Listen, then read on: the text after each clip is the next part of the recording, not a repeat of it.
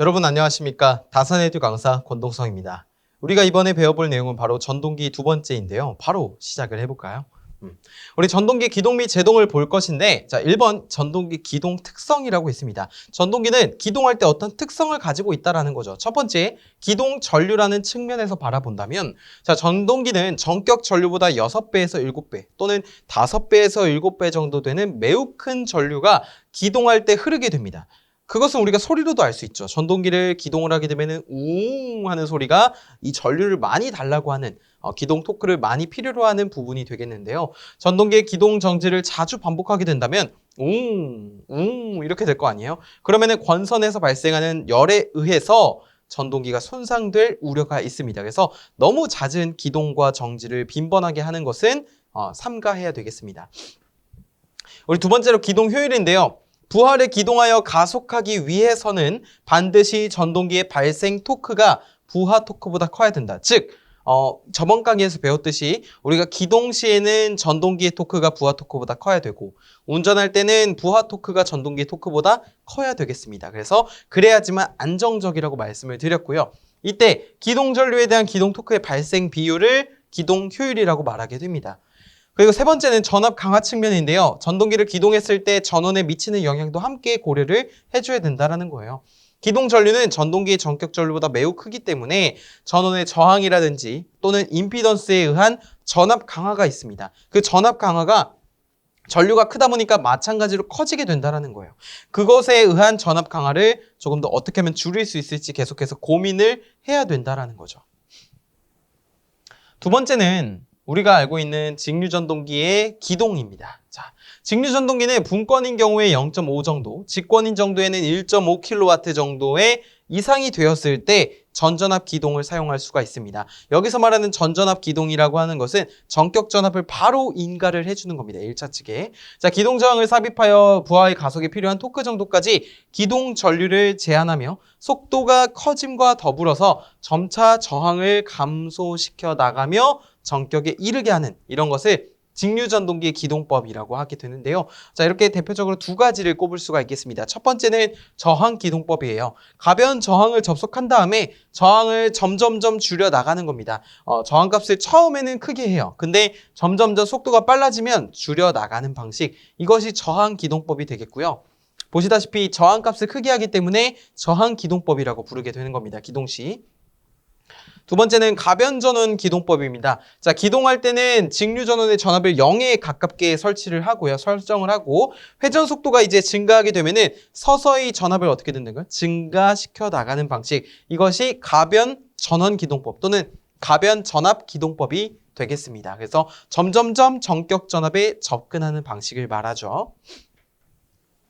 그 다음에 우리가 중요한 건 사실 이 직류전동기가 아니라 농형 유도전동기의 기동법이 가장 중요하다고 볼 수가 있습니다. 자, 여기 보시면 첫 번째 전전압 기동법이 있고요. 두 번째 Y델타 기동법이 있고요. 세 번째 리히터 기동법이 있고요. 네 번째 기동 보상기법이 있고요. 다섯 번째 콘돌퍼 기동법이 있습니다. 또는 콘도르퍼 기동법이라고 합니다. 자, 이렇게 5가지 종류 무조건 알고 계셔야 되고요. 우리가 하나씩 볼게요.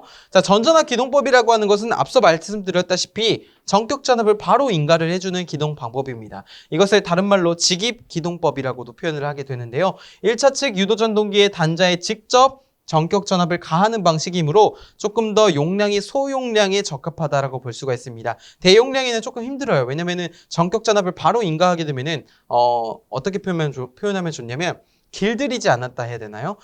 그러니까 바로 이렇게 전격 전압을 하기보다는 천천히 해야 되는데 이 소용량인 경우에는 조금 더 전격 전압을 인가하는 이런 전전압 기동 방식을 채택할 수가 있다라고 보시면 되겠습니다. 그 다음에 두 번째는 Y델타 기동법입니다. Y델타 기동법은 뭐냐면 처음에 기동할 때는 Y결선, 운전할 때는 델타 결선으로 한다는 거예요. 자, 델타 결선으로 운전하도록 제작된 5.5kW 이상의 농형 유도전동기를 기동 시에는 Y결선으로 하여 기동하는 겁니다. 그러니까 기동은 Y결선, 운전은 델타 결선이 하는 거예요. 그럼 왜 이렇게 할까요? 여기 보시면 결과값이 나와 있게 되는데 기동 토크라고 하는 것은 기동시, 전전압 기동시, 일반적으로 전격 전압을 바로 인가했을 때보다 3분의 1배의 수준으로 줄어들게 되고요. 기동 전류 또한 같이 3분의 1 수준으로 줄어들게 됩니다. 자, 왜 그런지 제가 이렇게 회로를 통해 여러분께 설명을 한번 드려보고자 합니다. 자, 일단은 동일한 선전류가 있다라고 할게요. 여기는 IL이라는 선전류가 흐르고요. Y결선의 선전류라고 보겠습니다. 자, 이쪽은 이제 반대 방향으로 한번 그려봤습니다. 그냥 구조는 동일한 거예요. 자, 이게 여기는 델타 결선의 선전류라고 보겠습니다. 이 선전류와 이 선전류는 서로 일정하다라고 보는 것입니다. 자, 이제 나중에 비교하는 것이에요. 비교. 자, 그 다음에 동일한 선간 전압을 인가하게 됩니다. 선간 전압은 선과 선 사이의 전압이므로 V라고 써주겠습니다. 선과 선 사이의 전압, 선간 전압 VL이죠. 자, 그다음에 여기도 마찬가지로 선간 전압은 VL이 됩니다. 동일하게 주는 거예요. Y와 델타를 비교하기 위해서. 자, 그다음에 한 쌍의 임피던스를 Z라고 할 겁니다. 이제부터. Z가 되는 거예요. 자, 그다음에 우리가 상전류를 한번 보면요. 자, 여기에 흐르는 전류가 곧 상전류가 되죠. 맞습니까? Y결선의 상전류 IPY라고 쓰고요. 자, 그 다음에 이쪽에 흐르는 전류. 자, 여기를 IP 델타라고 쓰겠습니다. 선전류가 IL, 상전류가 IP가 되는 거예요. 페이스. 그래서 이걸 왜 적었냐면은 우리가 먼저 상전류를 한번 써볼 겁니다. 자, Y결선에서의 상전류 IPY라고 하는 것은 어떻게 구하냐면은 자, Z분의 이 임피던스 양단에 걸리는 전압을 먼저 이용을 해줘야 됩니다. 그러면은 임피던스 양단에 걸리는 이 전압은 뭐예요? 상전압이죠. VPY가 되죠. 상전압. 자, 여기도 마찬가지로 이 한 쌍에 걸리는 상전압은 VP 델타가 될 겁니다. 그렇죠? 자, 그럼 결국에 다시 보시면 이 선간 전압은 동일하다고 했어요. 이것과 이것은 같습니다. 자, 다시 보시면 IPY라고 하는 것은 임피던스분의 양단에 걸리는 전압이죠. 그러면 여기를 써보면 Z분의 뭐가 되는 거예요? VPY가 되는 겁니다. 맞습니까? 그런데 자, VPY라고 하는 것은 어떻게 바꿀 수가 있냐면 우리 Y결선의 특징을 떠올리시면 되는데요. Y결선은 선전류는 상전류와 같고 선간 전압은 상전압의 루트 3배와 같습니다. 그렇죠? 여기도 마찬가지로 델타 결선을 보면 델타 결선의 선전류는 상전류의 루트 3배와 같고 선간 전압은 상전압과 동일합니다. 이게 Y결선의 대표적인 특징, 이게 델타 결선의 대표적인 특징이잖아요. 자, 이 상태에서 Z분의 VPY라고 했는데 자, 여기 상전압은 그럼 선간 전압의 루트 3분의 1배 수준이죠. 그러면 이거 우리가 선간 전압으로 나타내 줄 거예요. 그러면 여기가 어떻게 되는 겁니까? 루트 3 Z분의 VL이 될 겁니다. 근데 Y결선의 특징에서 이 상전류와 선전류는 어때요? 동일하죠. 그럼 이게 뭐예요? 결국에 IL의 Y가 되는 거죠. 우리가 일단은 선전류, Y결선의 선전류를 구했습니다. 자, 이제 델타 결선을 넘어와서 한번 볼게요. 자, 여기도 마찬가지로 상전류죠. IP 델타에 대해서 구하면 Z분의 이 양단의 전압입니다. Z분의 VP 델타가 돼요. 그렇죠? 자, 이 상태에서 우리가 상전압과 선간전압은 동일하잖아요. 그럼 이걸 이렇게 정리를 할 수 있습니다. VL. 맞습니까? 이게 상전류인데 우리 델타 결선에서 선전류 IL 델타는 루트 3 곱하기 상전류죠. 그러면 루트 3을 곱해주면은 Z분의 루트 3 곱하기 VL이 됩니다. 맞습니까? 그러면 이게 IL 델타예요. 이게 IL Y예요. 그러면 이것과 이것을 비교를 해보기 위해서 우리가 B를 세워보겠습니다. 자, 선전류 Y결선의 선전류 분의 델타 결선의 선전류의 B를 따져보면은 먼저 이게 옵니다. 자, 이게 오면은 루트 3 Z분의 VL이 되고요. 자, 이것이 오게 되면은 Z분의 루트 3 VL이 오게 됩니다. 맞습니까? 자, 그러면 우리가 공통인수 다 지워줄게요. 이렇게. 그러면 이거 무엇이 남죠? 번부수니까 1분의 루트 3 곱하기 루트 3이니까 3이 나오게 되죠. 그러면은 잘 보시면 ILY와 3 위치를 바꿔보겠습니다. 그러면은 결국에 뭐예요? 우리가 정리를 하게 되면은 Y결선의 선전류는 3분의 1입니다. 어떤 전류에? 델타 결선의 선전류에 비해서. Y결선으로 하게 되면은 델타 결선으로 했을 때보다 전류가 3분의 1 수준으로 줄어들게 되는구나 라는 것을 알 수 있게 되는 겁니다. 그래서 기동 전류가 3분의 1이 된 거고요. 우리 유도 전동기에서는 토크가요 전류에 비례하게 됩니다. 토크가 전류에 비례해요. 그러니까 전류가 3분의 1이 되어서 토크도 3분의 1이 된 겁니다. 전류가 왜 줄여주는 겁니까?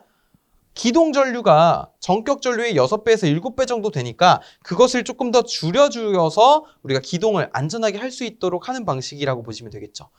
그렇기 때문에 조금 이런 전전압 기동법보다 더 큰 용량으로 적용을 할 수가 있는 겁니다. 이게 이제 Y 델타 기동법입니다. Y 결선을 왜 기동 결선으로 선택을 하냐라고 했을 때 우리가 이러한 유도 과정을 통해서 결과적으로 기동 토크, 기동 전류가 3분의 1 수준으로 감소하기 때문에 그래서 Y 결선을 기동 결선으로 선택하는 겁니다. 아시겠죠? 그 다음에 리액터 기동법입니다. 리액터 기동법은 1차 측의 리액터를 직렬로 연결하여 리액터의 전압 강화. 우리 리액터는 어떻게 생겼습니까? 이렇게 생겼죠? 자, 여기도 저항 또는 뭐 어떤 임피던스처럼 전압 강화라고 하는 것이 발생하기 마련입니다. 리액턴스이기 때문에.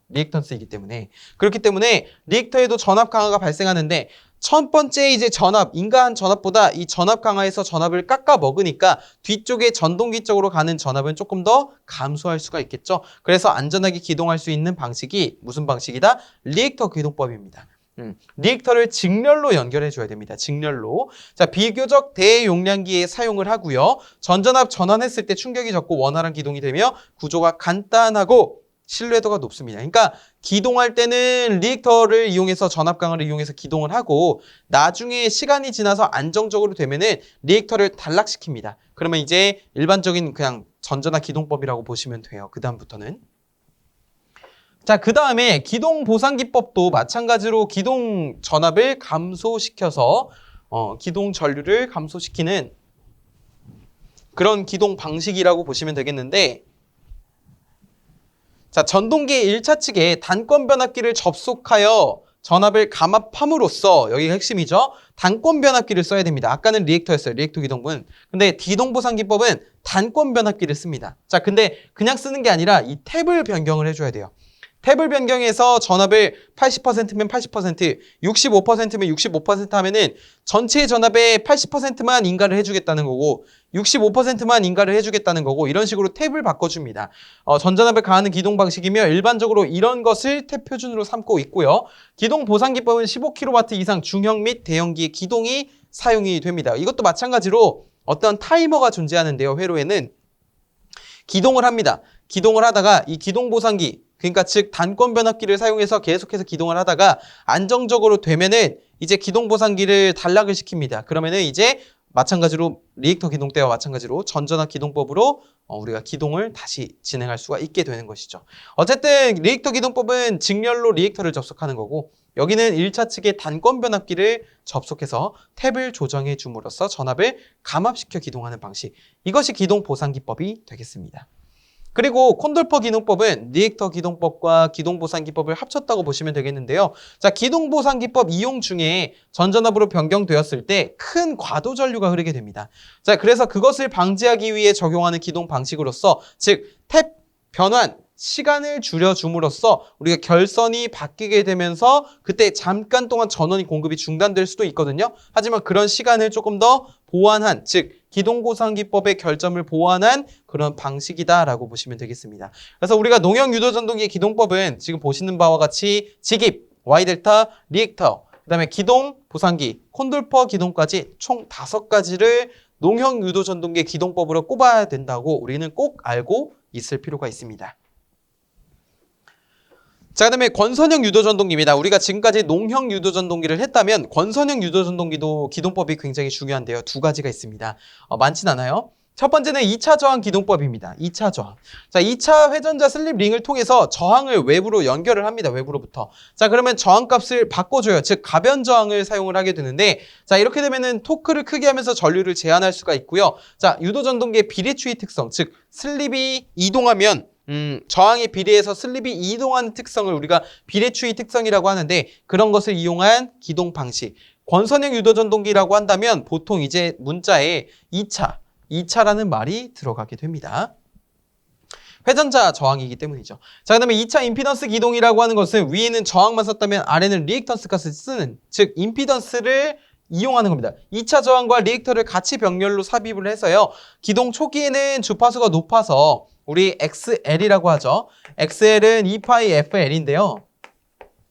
이때 기동 초기에는 주파수가 높기 때문에 F가 증가하면 리액턴스도 증가합니다. 자, 그러면은 전류가 저항이 낮은 쪽으로 흐르려고 하는 성질이 있기 때문에 저항에 다 흐르려고 해요. 그래서 큰 기동 토크를 얻을 수가 있고요. 속도가 어느 정도 상승해서 주파수가 낮아지게 된다면 리액턴스로 이제 전류가 흘러서 안정적으로 운전할 수 있도록 리액터는 단락 상태가 되는 그런 형태가 되는 것을 우리가 2차 임피던스 기동이라고 합니다. 그래서 권선이어 유도전동기 기동법은 이렇게 두 가지가 있게 되는데 문제에서 자주 나오는 것은 각각의 기동법에 대해서 묻는 문제라든지 아니면 이런 권선이어 유도전동기의 기동법으로 옳은 것은 이라든지 아니면 다음 중 농형 유도전동기의 기동법으로 틀린 것은 이라든지 자 이런 식으로 출제가 되니까 여러분 이 종류만큼은 꼭 구분지어서 외워주셨으면 좋겠습니다. 전기 기기뿐만이 아니라 이렇게 전기 응용 및 공사 재료에서도 많이 출제가 되고 있습니다. 자, 그 다음에 우리가 저번 강의에서 배웠던 이 반콘 분시라고 하죠. 단상 유도전동기의 기동입니다. 단상 유도전동기는 말 그대로 상이 하나인 유도전동기죠. 분산 기동형은 우리가 고정자 1차 권선, 주권선이라고 부릅니다. 주권선 외에 저항과 리액턴스를 직렬로 연결한 어떠한 권선, 기동권선. 즉, 왼쪽은 주권선, 이쪽은 보조권선이라고 부릅니다. 주권선과 보조권선을 별도로 연결을 한 다음에요. 자, 그 다음에 이 두 권선 사이에 위상차가 발생하게 됩니다. 그 위상차가 발생해서 회전 자개가 생기게 되고요. 그러한 회전 자개로 인해서 기동을 하게 되고 어느 정도 기동이 된다면 개폐기를 열어서 기동권선을 분리하는 형태의 그런 기동 방식을 분산 기동형이라고 하고 자, 이처럼 한 개의 상이지만 서로 다른 위상을 이용해서 회전 자개를 얻기 때문에 분상 기동형이라고 부르게 됩니다. 자, 그래서 기동 토크가 작고요. 운전 시 역률이 낮다라는 특징을 갖고 있어요. 두 번째는 콘덴서 기동형입니다. 콘덴서 기동형은 분산 기동형보다 기동 토크가 크고요. 효율 또한 좋은데 왜 그러냐면 자, 보조권선과 직렬로 어떤 것을 접속하냐면 콘덴서를 접속하게 됩니다. 즉 이러한 주권선이 이렇게 있고요. 여기에 회전자가 있고 자 이곳에는 이렇게 원심 개폐기가 존재하게 되고요. 자 이쪽에는 권선이 하나 더 있고 자 이곳에 이제 커패시터를 직렬로 접속하게 됩니다. 이게 없으면 분상, 있으면 콘덴서 기동형이 되는 거예요. 여기는 주권선, 여기는 기동권선이 됩니다. 여기는 콘덴시, C가 되죠. 커패시터. 자, 이렇게 보조 권선과 직렬로 커패시터를 접속하게 되면 커패시터는 무슨 전류가 흐르죠? 전류가 전압보다 위상이 90도 앞선 진상 전류가 흐르게 됩니다. 그래서 콘덴서를 접속함으로써 운전 권선, 주권선과 보조 권선, 기동 권선 사이에 위상차가 생기게 되고 진상에 의한 그래서 회전자기가 생기고 기동하는 방법이고요. 소음도 적고 효율도 높고 기동 토크도 분상보다 더 높게 크게 가져갈 수가 있다는 특징을 갖고 있습니다. 그래서 단상 유도전동기에 널리 이용이 되곤 하지만 큰 기동 토크를 분상보다 더 얻고 싶을 때 이런 콘덴서 기동형을 사용을 하게 됩니다. 그러니까 분산 기동형에다가 커패시터를 추가하면 콘덴서 기동형이 되는 거예요. 자, 그다음에 반발 기동형입니다. 반발 기동형은 기동 토크가 가장 큰 전동기라고 보시면 돼요. 단상 직권 정류자 전동기의 한 종류인 반발 전동기는 기동 토크가 가장 큰 특징을 이용해서 기동 시에는 반발 전동기로 기동하며 가속 후에는 원심 개폐기로서 정류자를 단락하여 기동하는 즉 여기는 브러쉬를 이용해서 정류자를 단락하게 되는데 이 브러쉬의 위치를 바꾸게 되면 역회전도 가능하거든요. 어쨌든 이 반발 기동형은 정류자를 단락함으로써 기동을 하는 방식이라고 보시면 되겠습니다. 자, 그래서 기동 토크가 가장 크다는 게 대표적인 특징이에요.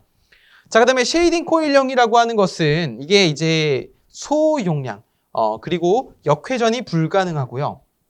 그 다음에 역률도 떨어지고 효율도 안 좋아요. 왜냐? 이 내부에서 개방이 안 되기 때문에 계속해서 손실이 발생하고요. 내부 손실도 커서 소비 전력이 작은 그런 전동기에 보통 이용이 됩니다. 예를 들어서 저번 강의에서 말씀드렸듯이 선풍기라든지 헤어드라이어 뭐 이런 소용량의 전동기 그곳에 보통 역회전이 필요 없는 전동기에 사용이 됩니다. 전축과 같은.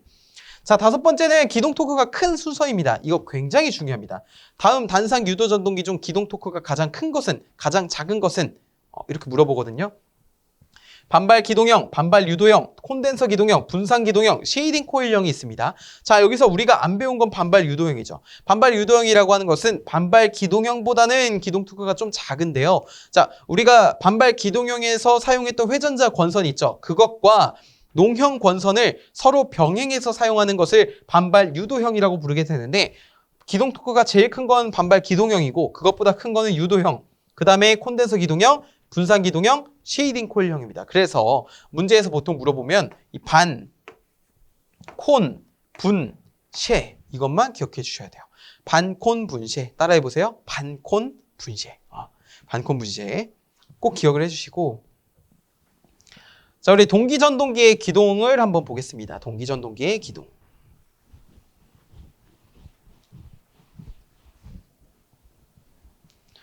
자, 동기전동기 기동법에는 크게 두 가지가 있습니다. 보시는 바와 같이 자기기동법이랑 기동전동기법이라고 하는 것이 있는데요. 자, 자기기동법은 노란색 글씨만 보시면 됩니다. 글이 굉장히 길지만 노란색 글씨가 핵심이죠. 제동권선이라는 것을 이용해서 기동 토크를 얻는 방법을 말하는데, 제동 권선이 농형 유도전동기의 회전자 권선의 역할을 수행하게 됩니다. 그를 통해서 유도전동기로 기동을 하는 것, 이것을 우리가 자기기동법이라고 부르게 되고요. 두 번째, 기동전동기법이라고 하는 것은 유도전동기, 직류전동기 등과 같은 이런 기동용 전동기를 동기전동기에 결합시켜서 기동하는 방법을 말하게 됩니다. 자, 그래서 기동전동기로 만약에 유도전동기를 사용한다라고 한다면 주전동기 극수보다 2극 작은 것, 2극 적은 것을 사용을 해야 됩니다. 이거 노란색 마지막 줄 굉장히 중요합니다.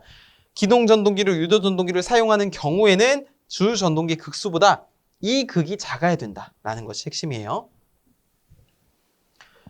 그러니까 제일 중요한 건 사실 농형 유도전동기의 기동법이랑 권선형 유도전동기의 기동법이 가장 큰 핵심이 되겠습니다. 자, 그 다음에 중요한 거 제동입니다. 제동도 굉장히 중요합니다. 제동. 자, 발전 제동이 있고요. 역상 제동이 있고요. 회생 제동이 있고요. 기계적 제동이 있습니다. 가장 최근에 출제된 문제에서는 이런 기계적 제동에 대해 묻는 문제도 출제가 됐을 정도로 이 제동 파트는 가장 중요한 것 중 하나라고 보시면 되겠습니다. 전동기를 멈추는 것도 굉장히 중요하죠. 기동도 중요하지만 원하는 만큼 또 멈출 수도 있어야 되겠습니다. 자, 발전 제동이라고 되어 있는데요. 발전 제동은 전동기의 전기자를 전원으로부터 분리를 합니다. 그럼 전동기가 이렇게 돌 거 아니에요. 근데 여기서 전원을 끊으면 어떻게 되죠? 끊으면 전원은 끊어졌지만 관성으로 인해서 계속해서 돌고 있습니다. 그러면 전원은 없는데 계속해서 돈다? 이건 뭐예요? 발전기가 되는 거죠. 그래서 전동기를 발전기로 동작시키게 되면은 거기서 전력이 만들어지게 되는데, 자, 그 전력, 만들어지는 발생하는 전력을 어디서 소모하는 거예요? 저항에서 열로써 소모하는 겁니다. 열로써. 그런 것을 우리가 발전 제동이라고 부르게 되고, 우리 예전에 기차에서 내리면 기차와 그 내리는 곳의 사이에 굉장히 그곳으로부터 후끈후끈한 열기가 느껴지신 적이 있었을 것입니다. 자, 그것이 바로 발전 제동의 대표적인 예라고 보시면 돼요. 그 다음에 두 번째는 역상 제동 또는 역전 제동 또는 플러깅 제동이라고 부르게 되는 것입니다. 역상 제동은 보통 유도 전동기에서 상회전을 방향을 바꾼다 해서 표현하는 게 역상 제동이고요. 역전 제동은 보통 직류 전동기에서 전원의 극성을 바꾼다라고 해서 역전 제동, 플러깅 제동이라고 하는 것은 이렇게 돌고 있는 전동기를 전원이나 상회전 방향을 바꾸게 되면은 속도가 줄어들게 되는데, 이 속도가 줄어들다가 멈춰주지 않으면 반대 방향으로 회전을 시작한다는 거죠. 그것을 방지하기 위해서 플러깅 릴레이라는 것을 사용하여 절대로 전동기가 역회전하지 않도록 막아준다라고 해요. 플러깅 제동이라고 표현을 합니다. 전동기의 전원 접속을 바꾸는 것 또는 상회전을 방향을 바꿔줌으로써 역방향의 토크를 발생시켜 전동기를 급정지시키는 방법입니다. 그래서 다음 중 전동기를 급히 정지시킬 때 사용되는 제동법으로 옳은 것은 이라고 한다면 뭘 골라줘야 돼요? 역상 제동을 답으로 골라주셔야 돼요. 자, 직류 전동기에서는 전기자 극성만 바꾸면 사실 됩니다. 그런데 전기자 전류의 급격한 변동을 방지하기 위해서 전원 회로에 직렬로 큰 저항을 삽입함으로써 좀 더 안정적으로 할 수 있게끔 수행을 하게 됩니다. 그 다음에 회생제동은 이제 하이브리드 자동차라든지 아니면 전기차 같은 경우에 보통 사용이 되는데요. 전동기에 전원을 접속한 상태에서 전동기에는 역기전력이라고 하는 것이 있죠. 그 역기전력을 전원보다 높게 하여 회전운동 에너지로 발생하는 전력을 전원 측에 반환하는 겁니다. 즉 쉽게 말하면 뭐예요? 제동 시 발생하는 전력을 다시 전원 측에 반환하는 방식, 이것이 회생제동이다. 그래서 우리 전기차나 하이브리드 자동차 보시면 계기판에 브레이크를 밟거나 아니면 엑셀에서 발을 떼잖아요. 그러면은 그것이 전기, 차지 쪽으로 이렇게 게이지가 가는 것을 확인하실 수 있을 겁니다. 그 다음에 네 번째는 기계적 제동입니다. 기계적 제동은 딱 그 마찰에 의한 제동이라고 보시면 돼요. 보통 낮은 속도에서 사용이 되는데, 자, 마찰 제동 방식이 쓰이면 압축 공기나 유압 등으로 제동편, 이런 거 브레이크 슈라고 하거든요. 그 브레이크 슈를 돌아가는 바퀴, 회전체에다가 압착을 시켜서 마찰력으로 제동을 하는 방식을 기계적 제동이다라고 표현을 합니다. 보통 이제 마찰면의 마모와 발열이 일어난다는 단점이 있는데요. 자, 이래서 우리가 전동기의 제동은 크게 네 가지로 꼽을 수가 있다라는 것을 말씀드립니다. 개념 확인 한번 보겠습니다. 농형 유도전동기 기동법에는 전전압 기동, Y델타 기동, 기동 보상기법, 리액터 기동법 등이 있나요?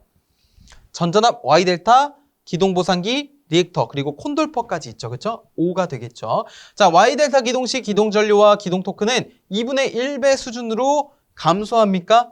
아니죠. 3분의 1 수준으로 감소하죠. 자, 2차 저항 기동법과 2차 임피던스 기동법은 농형 유도전동기의 대표적인 기동법입니까? 농형 유도전동기가 아니라 2차가 들어가면 권선형이 되겠죠. 권선형 X. 자, 단상 유도전동기 중에서 기동 토크가 가장 큰 것은 반발 기동형이다. 맞죠? 반, 콘, 분, 쉐 순으로 크다고 했습니다. 반발 기동형, 반발 유도형, 콘덴서 기동형, 분산 기동형, 쉐이딩 코일형 이렇게 됐죠. 자, 그다음에 발전 제동은 제동 시 발생하는 전력을 저항해서 열로 소비하는 제동법이다라고 해서 우리가 발전 제동은 열로서 소비하는 것이죠. 5. 회생 제동은 전동기를 급하게 정지시킬 때 사용합니까? 아니죠. 역상 제동 또는 역전 제동이잖아요. 회생 제동은 전력을 다시 전원 측에 반환을 해주는 그런 제동법입니다. X가 되겠죠. 자, 다섯 번째를 한번 보겠습니다. 전동기의 속도를 제어하는 방법과 역회전을 한번 보고자 하는데요. 여기서 제일 중요한 것은 사실 속도 제어도 속도 제어지만 역회전도 굉장히 중요하다라고 볼 수가 있습니다.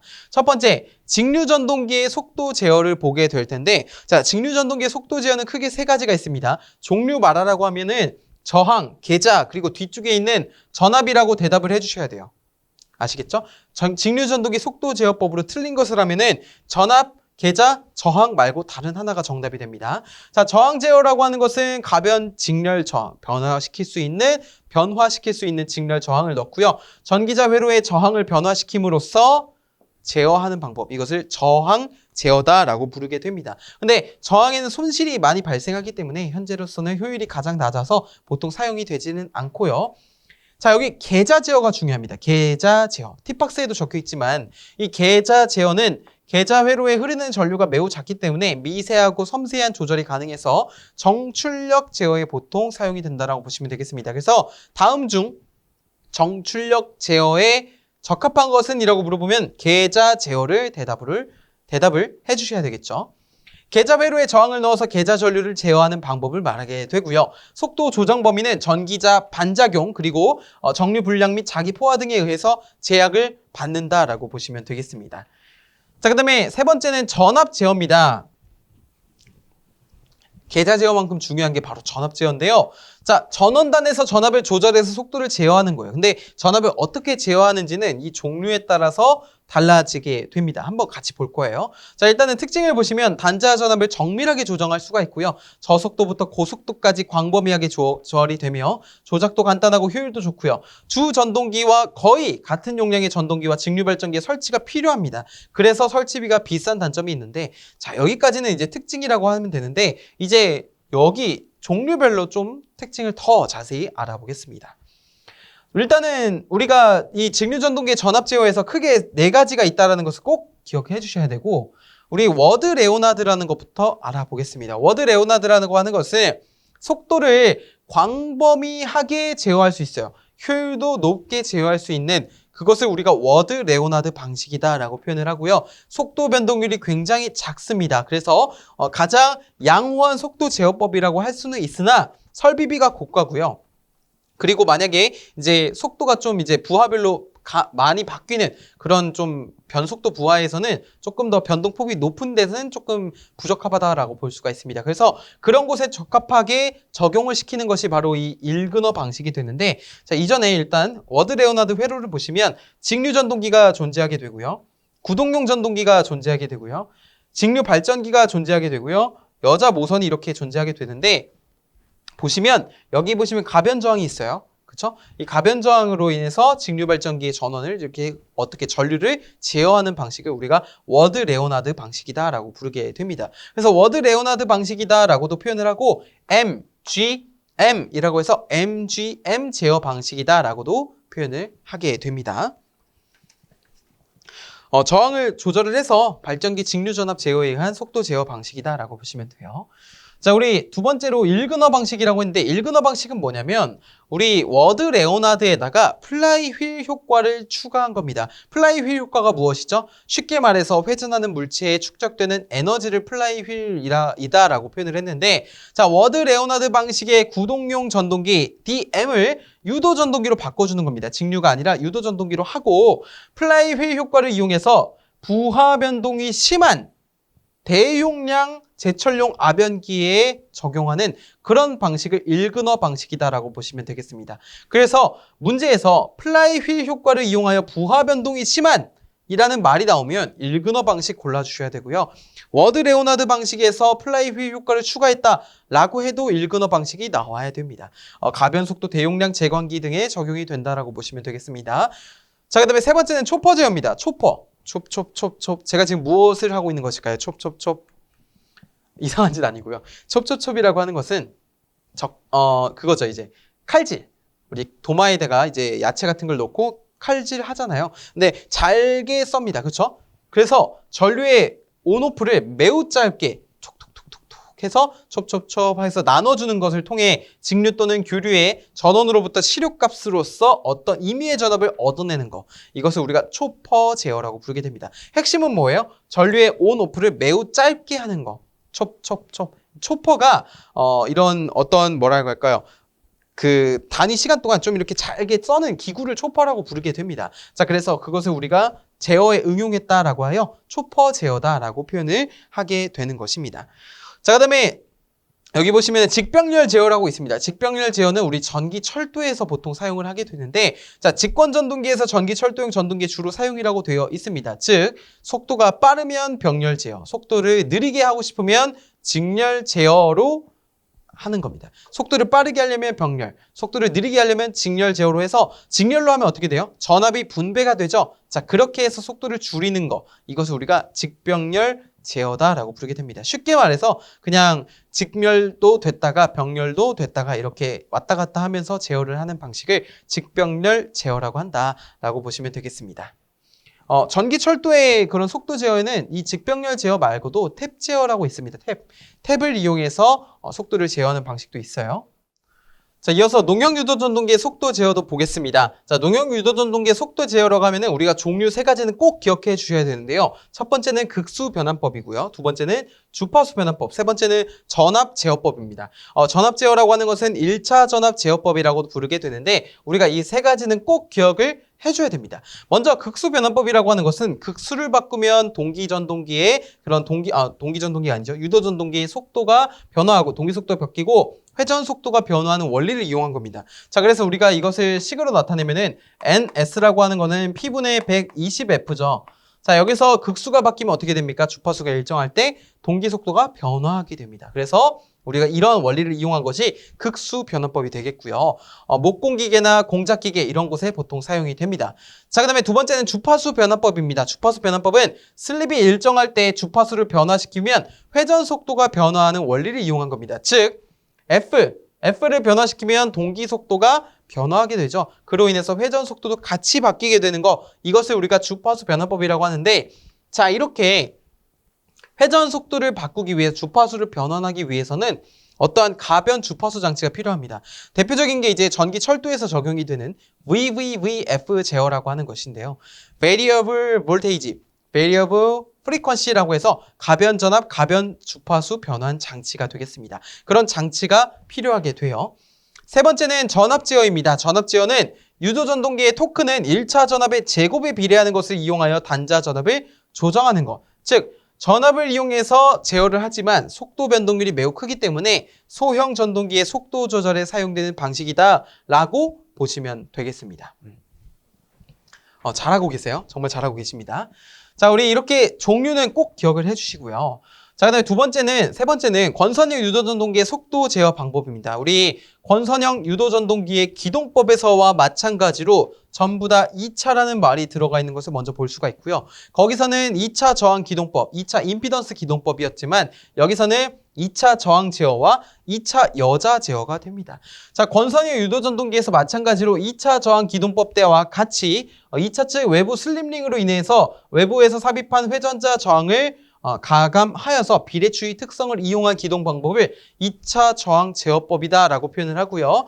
2차 여자 제어법이라고 하는 것은 보조기에서 발생한 전압을 2차 회로에 슬립 전압을 상쇄하는 방향으로 인가하는 것. 즉, 2차 저항에서 발생하는 전압 강화를 어떻게 인가하는지에 따라 달라진다는 그런 2차 여자 제어가 되겠습니다. 그래서 권선형 유도전동기의 속도 제어법이다라고 하면은 2차 저항 제어, 2차 여자 제어 이렇게 나눠 주셔야 된다는 거예요. 자, 그다음에 역회전입니다. 우리 역회전도 굉장히 중요한데요. 먼저 직류 전동기는 계자 권선, 전기자 권선 이 둘 중 하나만 바꿔줘야 됩니다. 다만 그 경우는 안 돼요. 둘 다 바꾸면 회전 방향이 바뀌지 않습니다. 무조건 둘 중 하나만 바꿔줘야 돼요. 근데 일반적으로는 전기자 권선의 위치를 바꿔줍니다. 이렇게 극성을. 그러면은 회전 방향이 반대로 된다는 거. 어디서? 직류 전동기에서. 자, 두 번째는 삼상 유도 전동기입니다. 삼상 유도 전동기는 우리가 시퀀스, 즉 실기에서도 배우게 되겠지만 L1, L2, L3가 있는데요. 자, 여기 보시면 삼상 3선이 이렇게 있죠. 그런데 이 세 개의 선 중에 두 개의 선만 바꾸면 회전 방향이 바뀝니다. 그런데 일반적으로는요. L1과 L3만 이렇게 바꿔주는 방식을 선택하게 됩니다. L2는 그대로 두고요. 자, 이렇게 하면은 상 순서가 바뀌어요. 그래서 상 회전 방향이 바뀌어서 회전 방향이 반대로 되는 것입니다. 자, 단상 유도 전동기는 우리 반, 콘, 분시에 또 나왔습니다. 자, 분상 기동형은 보조 권선의 양단을 서로 바꾸어 접속하게 되면은 그러니까 주 권선이죠. 운전 권선. 주 권선의 자극보다 앞서 있던 보조 권선의 자극이 늦게 되면서 회전 방향이 바뀌게 되는 거예요. 바꿔주는 거니까. 반발 기동형의 경우에는 우리가 브러쉬의 위치를 움직여주면은 회전 방향이 바뀌게 되고요. 쉐이딩 코일형은 역회전을 할 수 없기 때문에 선풍기라든지 헤어드라이기 이런 소용량의 전동기 보통 사용을 한다라고 했습니다. 자, 그래서 단상 유도 전동기 반콘 분쉐 중에 콘을 제외한 나머지 세 가지 분상, 반발 기동형, 쉐이딩 코일형은 꼭 회전 방향을 바꾸는 법을 기억을 해주셔야 됩니다. 다음 주 역회전을 할 수 없는 것이라면 쉐이딩 코일형 해야 되고요. 이런 방법을 서술하고서 이게 어떤 전동기의 역회전 변경 방법이냐, 회전 방향 변경 방법이냐 물어보면은 우리가 각각의 선택을 해줘야 되겠죠. 자, 이어서 개념 확인 보겠습니다. 개념 확인 보시면요. 자, 직류 전동기의 계자 전류를 제어하여 속도를 조정하는 방식을 계자 제어라고 하고요. 직류 전동기 전압 제어 방식에는 워드 레오나드, 일그너, 초퍼, 직병렬 방식이 있고요. 여기서 구동형 전동기를 유도 전동기로 하고 플라이휠 효과를 추가하면 일그너 방식이 된다라고 했습니다. 자, 농형 유도 전동기의 속도 제어 방식으로 2차 저항 제어와 2차 여자 제어가 있습니까? 아니죠. 권선형 유도 전동기의 속도 제어법이죠. 2차 저항 제어는 비대추의 특성 이용합니다. 반발 기동형 단상 유도 전동기는 역회전을 할 수 없다. 이거는 쉐이딩 코일형이 되는 것이죠. X. 자, 이렇게 우리가 역회전까지 개념 확인 풀어볼 수가 있습니다. 자, 이제 여기 6번째 전동기 실제 응용은요. 우리가 이제까지 배웠던 전동기들을 이런 사진을 통해서 이래서 이렇게 사용이 됐구나라고 이해하는 시간이라고 보시면 돼요. 일종의 어떤 다큐멘터리를 본다고 생각하시면 되겠습니다. 자, 크레인용 전동기, 우리 이거 아파트 건설 현장이라든지 어떤 공장 건설 현장에 보시면 크레인이 있습니다. 이거 크기 굉장히 크죠. 한 사람이 이 정도 되나요? 사람이 굉장히 조그맣고 크레인은 엄청 큽니다. 그렇죠? 자, 주로 권선형 유도 전동기를 사용을 하고요. 일반 공장, 발전소 등의 크레인은 30분 전격의 전동기가 대부분입니다. 그래서 최대 토크는 전격값의 약 225%인데 뭐 이런 구체적인 수치까지는 기억하실 필요 없습니다. 그냥 크레인용 전동기에는 보통 권선형이 사용이 된다라고 기억하시면 되고 직류 방식으로는 워드 레오나드 방식을 채택한다라는 점을 보시면 좋겠고요. 자, 두 번째는 우리가 권상기용 전동기입니다. 권상기는 짐을 끌거나 움직이는 데 필요한 전동기죠. 자, 교류 방식에서는 권선형 유도 전동기를 마찬가지로 많이 사용하게 되고요. 일반적으로 2차 저항 제어를 하게 됩니다. 비례추의 특성을 이용해서. 그런데 부하 제어를 하게 되면은 제어하고자 하는 기기와 함께 조합해서 사용이 됩니다. 여기 보시면 이렇게 석탄, 예를 들어서 석탄을 이렇게 위로 올리는 그런 권상용 전동기가 되겠죠. 간혹가다 이 권동을 이제 제 이름이라고 보시는 분이 있는데 그게 아니라 권상용 전동기란 뜻입니다. 직류 방식, 광산의 수직갱이 권상기에서와 같이 고속 미세한 속도 조정이 필요한 경우 워드 레오나드 또는 사이리스터에 의한 정지 레오나드 방식이 있는데 자, 여기 사이리스터를 이용하게 되면은 정지 레오나드가 됩니다. 효율도 빠르고요. 효율도 빠른 게 아니죠. 효율도 높고요. 응답 속도도 빠르다는 특징을 갖고 있어요. 자, 이런 거는 직류 방식에서 보통 사용이 된다. 특히 이제 사이리스터 같은 경우가 이제 정류기 중 하나잖아요. 그렇기 때문에 이런 사이리스터를 보통 직류 방식에서 채택하게 된다라고 보시면 되겠습니다.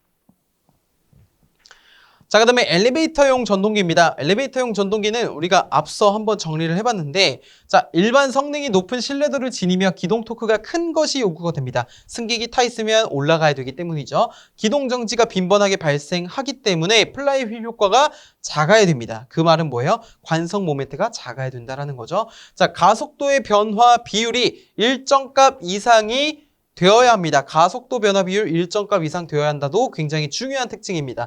왜냐면 가속도 변화 비율이 만약에 달라지잖아요? 그러면은 사람이 이렇게 타 있다가 어느 순간 갑자기 급가속하고 어느 순간 갑자기 급감속하면은 이렇게 울퉁불퉁은 좀 그렇죠. 이렇게 이리 갔다 저리 갔다 좀 불쾌감을 줄 것입니다. 위험하기도 하고요. 그래서 가속도 변화하는 게 일정 값이 되어야 됩니다.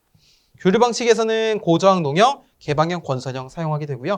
자, 직류 방식에서는 워드 레오나드 방식을 채택하게 됩니다. 보시는 바와 같이 이게 엘리베이터예요. 아까 전이 아니죠. 지난 강의죠. 지난 강의에서 우리 평형추의 평형률 기억나십니까? 평형률을 여기 평형추의 평형률 여기서 적용하게 된 겁니다. 자, 그 다음에 펌프용 전동기입니다. 펌프용 전동기 보시면 일정 속도를 요구하며 기동 토크가 작은 경우는 농형 유도 전동기를 사용을 하게 되고요. 전원에 용량이 여유가 있으면 원거리까지 물을 보내는 펌프장인 경우에는 소용량의 권선 유도 전동기를 사용을 하게 됩니다. 그 다음에 압축기용은 말 그대로 압축용 전동기예요. 회전용에서는 고속인 유도 전동기 또는 이제 대용량 저속에서는 동기 전동기를 사용하게 됩니다. 그래서 회전에서는 고속일 때는 유도 전동기, 저속일 때는 동기 전동기를 사용한다고 보시면 돼요. 보수 점검이 용이한 특수 농형 유도 전동기가 되겠습니다. 자, 팬용 전동기는 우리 환기용입니다. 환기용. 그래서 선풍기라든지 환풍기, 차량용 냉각팬에서는 단상 유도 전동기를 보통 사용을 하게 되고요. 여기 뭐 간단한 원거리 조작 할 때는 농형 유도 전동기를 사용을 하게 됩니다. 아변 전동기는 이제 아변 작업상 역전 및 속도 제어가 필요할 때 이런 직류 전동기를 만약에 채택하게 되는데 그때는 플라이 휠 효과가 작아야 되겠습니다. 구조도 견고해야 되고 교류 전동기일 때는 동기 전동기를 보통 대형기로 선택하게 됩니다. 자, 그 다음에 포트모트와 초지기용 전동기인데 포트모트는 뭐냐면 실을 감는 공정을 말하게 됩니다. 그때 사용하는 전동기. 자, 그래서 포트 모터라고도 보시면 되겠죠. 부하의 대부분은 풍선을 가지게 되고요. 제동 시간이 짧아야 되겠습니다. 자, 그다음에 초지기용 전동기는 펄프를 물에 탄 액을 탈수 건조하면서 롤러로 감으면서 종이를 만드는 거. 이거를 초지기라고 부르게 되는데 거기에 사용하는 전동기는 워드 레오나드 또는 정지 레오나드 방식, 사이리스터를 이용한 거죠. 이 방식의 직류 전동기를 보통 사용을 하게 됩니다. 자, 이렇게 해서 우리가 전동기 실제 응용한 부분까지 우리가 알아보면서 전동기 파트를 마무리 지어보았습니다. 이번에 배운 내용이 어떠셨나요? 괜찮으셨어요? 수업 들으시나 정말 고생 많으셨고 아마 지금 이 강의를 들으시는 모든 분들이 다 열심히 하고 계실 것입니다. 저는 그게 지금은 이제 온라인상으로 이렇게 여러분을 만나 뵙게 되지만 마치 눈앞에 계신 것처럼 아른아른 생생하거든요. 그렇기 때문에 지금 초심 잃지 마시고 저와 함께 끝까지 가셔서 나중에 합격이라는 좋은 결과까지 이끌어내셨으면 좋겠습니다. 이런 말씀을 드리면서 저는 다음 강의에서 찾아뵙겠습니다. 감사합니다.